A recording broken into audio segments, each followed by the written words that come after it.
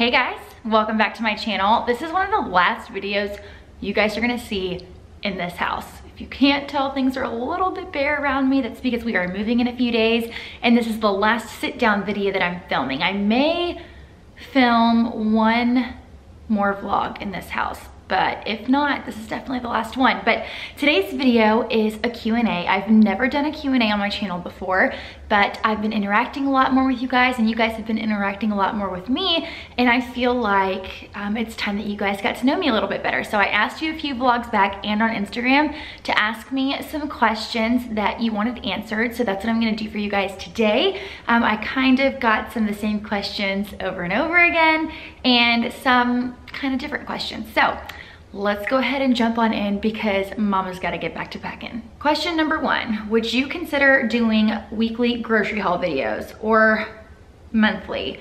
I'd love to see grocery haul videos from someone who has a child so close in age and with similar circumstances as mine. I would love to do grocery haul videos. This would actually be very easy for me to do. We are definitely not the healthiest eaters, but we're not the worst eaters either. We try to eat everything in moderation, and I can definitely do grocery haul videos if that's what you guys want to see, or if you want to see what I eat in a day videos, things like that. So if that is something that you're interested in, let me know down below in the comments. Number two, can you do a house tour of this house too? Might be good for you as well for memories to show the babies. That may be what my last vlog will be, maybe like a final walkthrough of this house. I definitely am going to do an empty house tour, and then later on down the road do a furnished house tour of our new house. But I don't know if I should do a house tour of this house. I don't know if that's too kind of like repetitive or not. But if I do one more vlog in this house, I will do a quick walkthrough just to see the house one last time in a video. How old are you and your husband? My husband is 33, he'll be 34 in November, and I am 30. I turned 30 in March. The question I got asked the absolute most is, are you going to have more babies? We are 95% sure that we are not having any more kids, but there is that little 5% chance that it may happen in the future. But as of right now, we are content. I don't know if I could mentally handle it. Actually, I know I couldn't mentally handle another child right now. But if something were to happen and we got a little surprise baby, we would be nervous, but we would be excited and we would welcome that baby with open arms. But as of right now, I think that our family is complete. I would say I'm gonna give it 2 more years. And if I don't want any more kids after 2 years, Kevin's getting snipped. Did it take you a while to adjust to having a stepdaughter? That's a big question. Yes, I have never on my channel told the full story about me becoming a stepmother because just for privacy reasons and for Lexi's privacy. So I'll give you a short and sweet version. Kevin and I got together late 2010, and it was just us. And then in April of 2011, he found out that he had an 8-year-old daughter, and that was interesting to say the least. So he found out about that in April and met her for the first time. And by October, she was living with us full time and has been for the last 7 years. During that time, she did not see anybody from her mom's side of the family. And as of recently, June of 2018, she recently reconnected with her mom. So I technically wasn't a stepmom. I was actually thrusted into being a full-blown mom at 23 to an 8-year-old, which was the most difficult thing that I have ever been through. And it was so difficult because it was such a special situation that nobody had been through before. It was very difficult for me and Kevin. I would say the first year was very hard. I honestly don't know how we made it through it. It was very, very difficult. I struggled with deciding whether I should stay with Kevin or if I should leave because, you know, he just found out he had this daughter that was gonna be living with him full time. I didn't know if I should stay or if I should leave and give them time. It was very difficult for our families. Like, me and his mom, like, what are our places? Like, should she be like the mom? Should I be the mom? It was very difficult, but I am very thankful that he and I stuck through it. Literally, after being through a situation like that, you as a couple can get through anything. So even though it was extremely, extremely difficult, we made it, and I know that we will be together forever because we literally made it through hell and came out 10 times stronger and 10 times happier in the end. So yeah, the only thing I can say, and that everybody told me in the beginning that I didn't want to hear, is that God literally does not give you anything that you cannot handle. And Lexi needed a family, and me and Kevin were that family. So yeah, that's that. The next question is, before you were a stay-at-home mom, what did you do? I've answered this before on Instagram, but for those of you who don't follow me, I worked in the apartment industry, and then I worked as a real estate agent for a very short amount of time. In the apartment industry, I started out as a leasing agent, so I would tour people that came into the office and lease them apartments. And then I moved up to be an assistant manager, where I handled all the tenants' monthly rent payments, and I handled evictions, I handled move-outs. Assistant managers at apartment complexes actually do a lot. It was very fun, but if you're not working with people that you don't care for, it is not a fun time. So I kind of got burnt out there for a little bit, but other than that, the job in itself I really enjoyed. I liked working with the money, with the numbers, watching the numbers go down every month. There are definitely pros and cons. You do get burnt out really easily, especially like I said, if the people that you work for don't treat you very well, which is honestly something that's very common in the apartment industry. The management companies tend to take advantage of their employees and overwork you and don't give you any extra bonuses or incentives, but the job in and of itself, I really did enjoy. And then after Kevin and I got engaged, I got my real estate license, and I did not end up working very long after I got my real estate license. It just was not the right time. We were getting married. We were gonna get pregnant with our first baby very soon. So we had a lot of stuff going on at the time, but I have been thinking about it. I may get back into real estate once the kids start school, once Kason and Lainey start school. And I don't have any more kids to watch during the day, but that's kind of still up in the air. Can you do a video about purchasing a home for first-time buyers? What do we need to watch out for? What do we need to prepare? Now, I'm definitely not the most educated when it comes to this. This is our second home. The home that we're in right now was our first home that we bought 7 years ago, but I can give you a couple of tips. First thing you need to do before you even contact a realtor is get pre-approved. Most realtors will not even bat an eye at you if you do not have a pre-approved letter from a loan company, but those are super easy to get. Literally anybody can get approved to buy a home these days.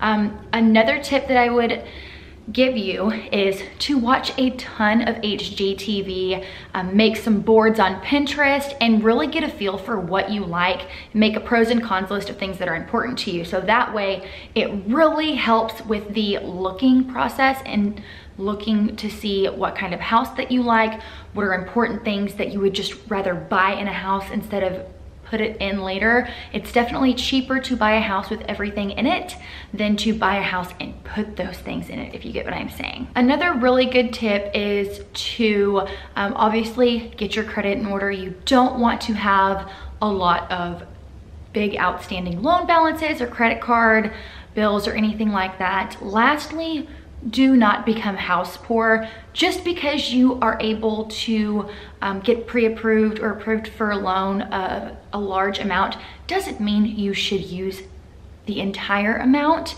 Kevin and I are firm believers in not being car poor, not being house poor. Obviously you want to live somewhere nice and you want to have nice things, but you don't want to have a nice house or a nice car and not have anything else. You know what I mean? So definitely big believers in living within your means and not trying to put everything that you have and everything you want on credit and then not have any extra fun money. So those are kind of my tips. Like I said, I am not super educated when it comes to this, but if I could give you any advice as a first-time home buyer, that's the advice I would give.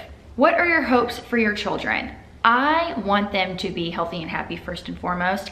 I want them to be independent. I want them to be confident and strong. I want them to be leaders. I don't want them to be followers.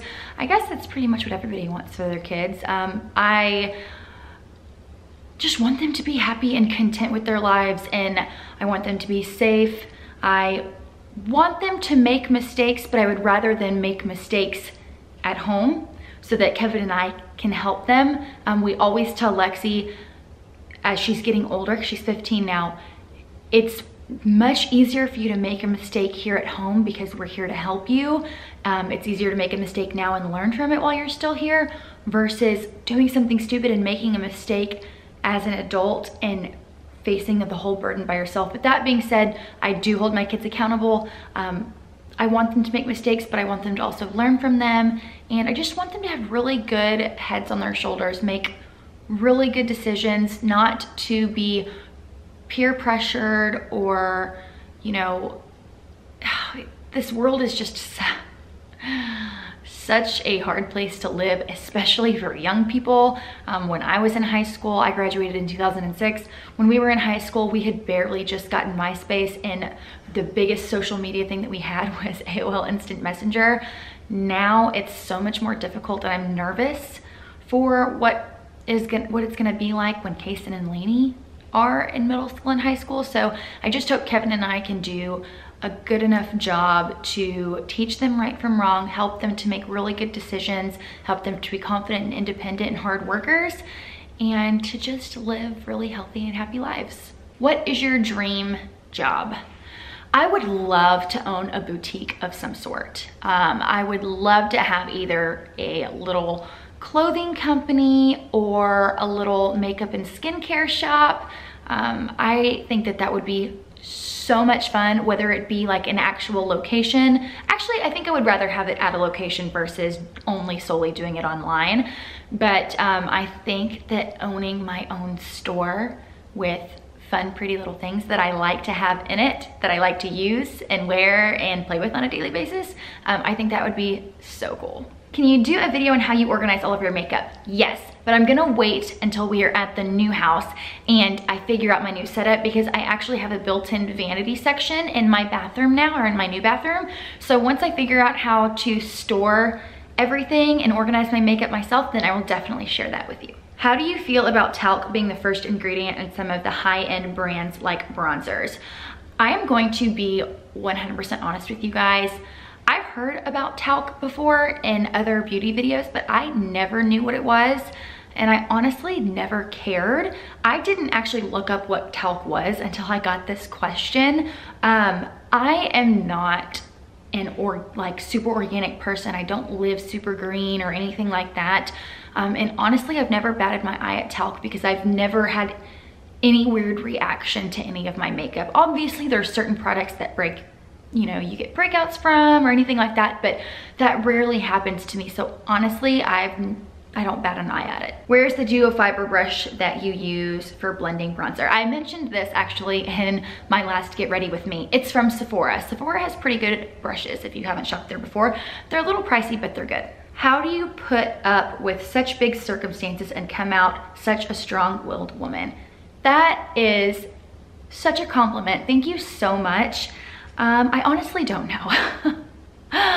Because I literally have many mental breakdowns about things often, but I think you kind of have to. You let it all out, you get all the crying, all the anger, everything out of your system, and then you put your big girl panties on and you deal with it, you know? It's like when I'm faced with tough things like when, you know, Kevin's daughter came into the picture, or when, you know, I had a baby at 32 weeks and she was in the NICU for 6 weeks. You have no choice but to deal with it. And I'm definitely not perfect when it comes to dealing with tough situations. I don't suffer from anxiety in the fact that I have it every single day and need to take medication, but I feel super stressed and anxious in tough situations. Sometimes I feel so overwhelmed in stressful situations that I just like don't want to deal with it, but I have to. So I literally have to just suck it up and deal with it and pray about it so hardcore. I'm a Christian, so when I feel really stressed out and really anxious, I just cry and pray my heart out about it, and it really does bring peace to my heart, and it helps me. It doesn't take away that anxiousness and that scared feeling away, but I literally just, I know that I have to do it, so I try to mentally prepare myself and be like, girl, you got this, you can do this, you've got to just suck it up and do it. So I would just say in hard situations, it's okay to be upset about it. It's okay to feel angry. It's okay to feel sad. It's okay to cry, but don't wallow in that. Like, have your moment, let it out, and then pull up your big girl panties and deal with it. And then the last question that I'm gonna do is, what is your skincare routine? I need to do a morning and nighttime skin routine, but the products that I have used the longest and use regularly is the Philosophy Purity Made Simple, and I'm a huge advocate for double cleansing. So I use the Purity the first time to wash off all my makeup, and it takes off everything, waterproof eyeliner, mascara, everything. And then I go in with a second cleanse with the Purity, and I wash my face, because you can't just wash your face once, especially if you have makeup on. You've got to take the makeup off, and then you've got to wash your face again to actually clean your skin. And then I use an exfoliator. I have to use an exfoliator, and I use one almost every single night because I like my skin to feel smooth. I don't like to have any sort of texture, and I do get texture on my chin, like in my nose, quite a bit. So I have to use an exfoliator. So I use like an exfoliating face wash, and then I also have my Clarisonic. So I'll like go back and forth between those two depending on how much texture I have on my face at the time.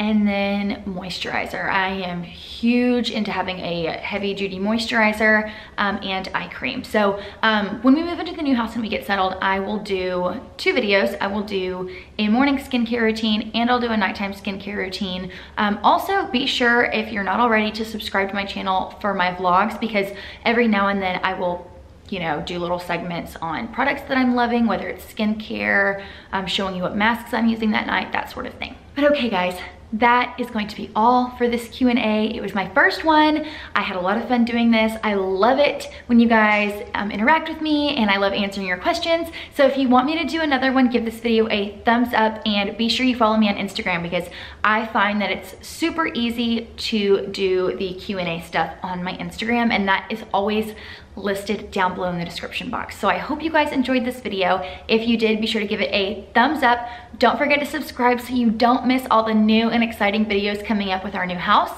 And I will see you guys again very soon. Bye.